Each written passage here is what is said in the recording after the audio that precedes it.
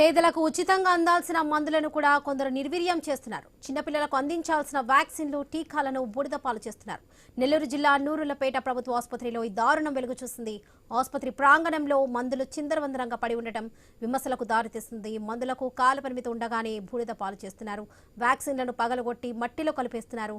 నిర్లక్ష్యం వహిస్తున్న ప్రభుత్వ ఆసుపత్రి సిబ్బందిపై వేటు వేయాలని ప్రజలు కోరుతున్నారు. ఇదే విషయానికి సంబంధించి పూర్తి అప్డేట్స్ మా ప్రతినిధి సునీల్ అందిస్తారు. సునీల్,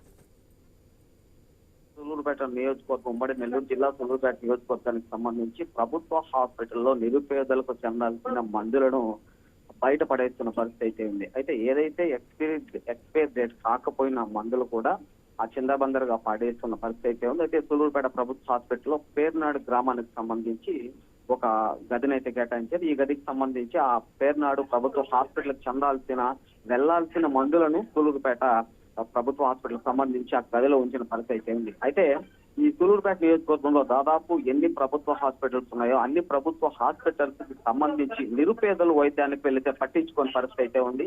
మందులు ఉన్నా కూడా లేవు అని చెప్పి ప్రైవేట్ హాస్పిటల్కి పంపిస్తున్న పరిస్థితి అయితే ఉంది. అయితే ఈ ప్రభుత్వ హాస్పిటల్ కి సంబంధించి ప్రభుత్వ హాస్పిటల్లో పనిచేసే కొంతమంది సిబ్బంది పనితీరు సక్రమంగా లేదని కూడా నియోజకవర్గ ప్రజలు ఆరోపిస్తున్నారు. దీనికి సంబంధించి కూడా ఈ మందులు ఇవ్వకపోవడం వల్ల అక్కడ ఏవైతే ప్రైవేట్ హాస్పిటల్స్ ఉన్నాయో ఆ హాస్పిటల్స్ కి నిరుపేదలు వెళ్లాల్సిన పరిస్థితి.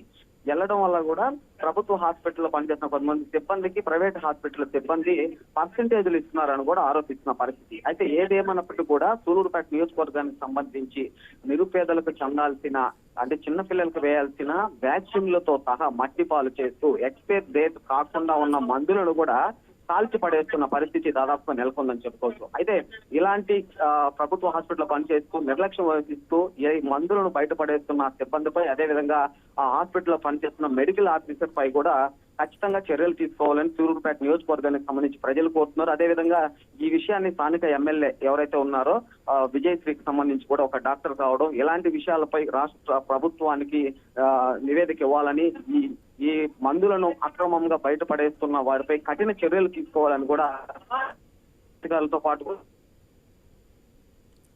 Right Sunil, thank you.